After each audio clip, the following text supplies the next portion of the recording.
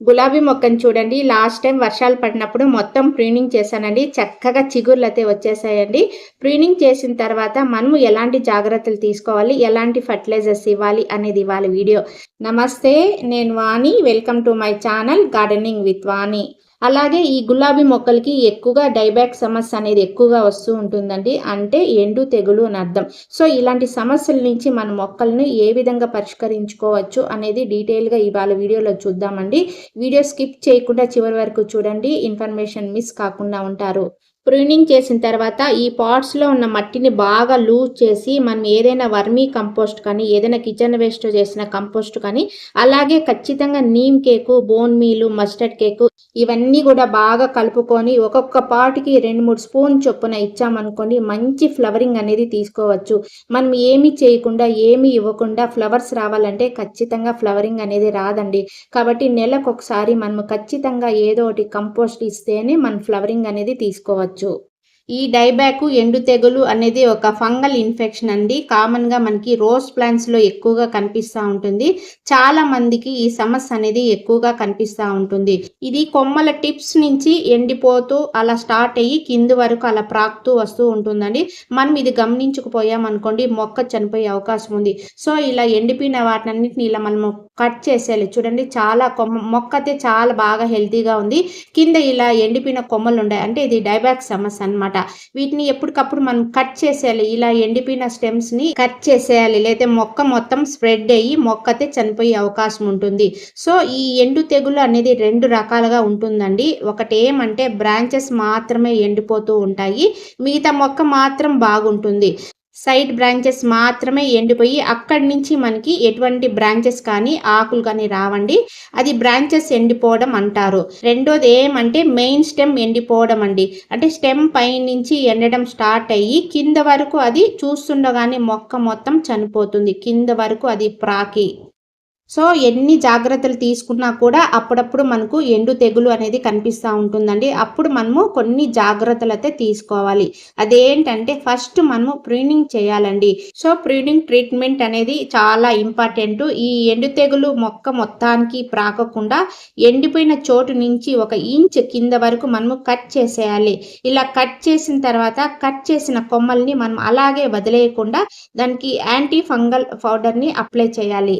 Cut చేసిన తర్వాత అలాగే వదిలేస్తే ఏమవుతుంది అని చాలా మందికి డౌట్ రావచ్చండి. మనము నీళ్ళు పట్టినప్పుడు కానీ, వర్షాలు పడినప్పుడు కానీ అక్కడ వాటర్ పడి అంటే ఫంగల్ ఇన్ఫెక్షన్స్ అనేది మొక్కకు వచ్చేస్తాయి. కాబట్టి మనం ఎన్ని చోట్ల కట్ చేసినా, ఎన్ని స్టెమ్స్ కట్ చేసినా కూడా అక్కడంతా కూడా ఇలాంటి ఫంగల్ ఇన్ఫెక్షన్స్ రాకుండా మొక్కకి ఖచ్చితంగా అప్లై చేయాలండి.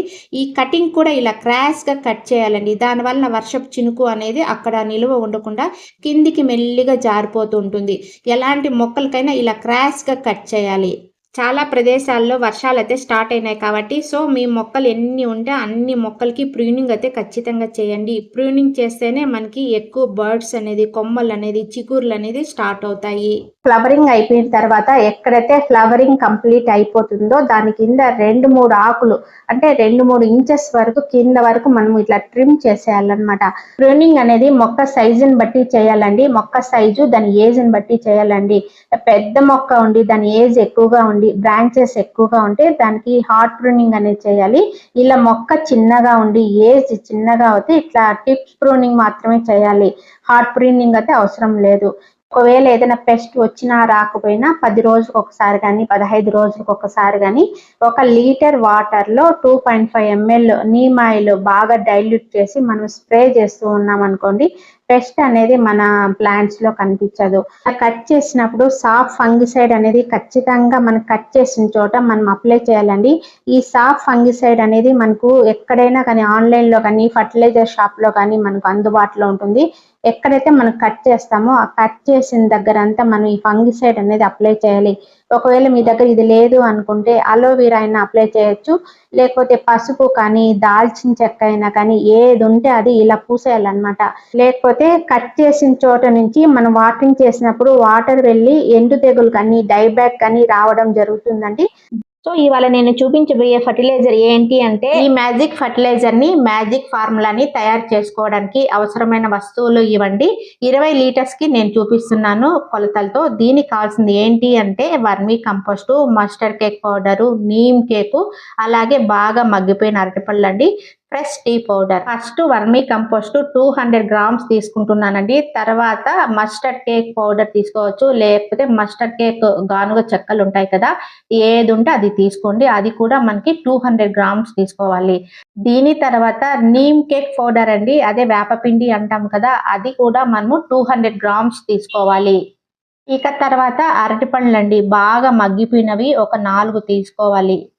ఇక ఫ్రెష్ టీ పౌడర్ అండి, 50 గ్రామ్స్ తీసుకుంటున్నాను. ముందుగా 20 లీటర్స్ బకెట్లో కొద్దిగా వాటర్ వేసి ఈ మగ్గిపోయిన అరటిపళ్ళను వేసేసి బాగా ఇట్లా పిసికేయాలండి. ఇలా బాగా అదిమేస్తేనే మనకు వాటర్లో కలిసిపోతాయి ఇవన్నీ కూడా. మనము మిగతావన్నీ వేసి ముందు ఫస్ట్ ఈ అరటిపళ్ళను ఇలా వేయడం వలన ముందు ఇవి కలిసిపోతాయండి. అలాగే అన్నీ ఒకేసారి వేసేసాం అనుకోండి, ఈ అరటిపళ్ళన్నీ కలవు అనమాట. సో ఫస్ట్ మనము ఈ అరటిపళ్ళన్నిటిని ఇట్లా బాగా స్మాష్ చేసేసి తర్వాత ఒకదాని తర్వాత ఒకటి అందులో వేసేయాలండి. Mustard cake powder, vermicompost, tea powder, ఇది నీమ్ కేకు, ఇవన్నీ కూడా ఒకదాని తర్వాత ఒకటి వేసేయాలి. బాగా అన్నిటిని మనము చేత్తో స్మాష్ చేసేయాలి. సో ఇవన్నీ కూడా బాగా కలవాలంటే ఒక కర్ర సహాయంతో బాగా ఇలా తిప్పామనుకోండి, అన్నీ కూడా బాగా కలిసిపోతాయి. ఇక అన్నీ కలిపేసుకున్న తర్వాత వాటర్ అంతా వేసేసి 20 లీటర్స్ బకెట్ కాబట్టి రిమైనింగ్ వాటర్ వేసేసి ఇక కాటన్ క్లాత్ని బాగా ఇలా చుట్టేసేయాలండి. ఇక మార్నింగ్ ఈవినింగ్ ప్రతిరోజు 3-4 రోజుల పాటు మనం బాగా కలుపుతూ ఉండాలండి. కలుపుతూ ఉండడం వలన ఫర్మెంటేషన్ అనేది బాగా జరుగుతుంది.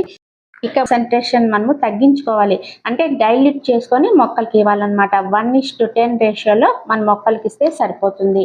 ఈ విధంగా తయారైన ఈ మ్యాజిక్ ఫార్ములా లేదా మ్యాజిక్ ఫర్టిలైజర్ని మనము ఈవినింగ్ టైంలోనే మనము ఇవ్వాలండి, లేదా సూర్యోదయానికి ముందే ఎర్లీ అవర్స్లో ఎర్లీ మార్నింగ్ మన మొక్కలకి ఇవ్వాలి.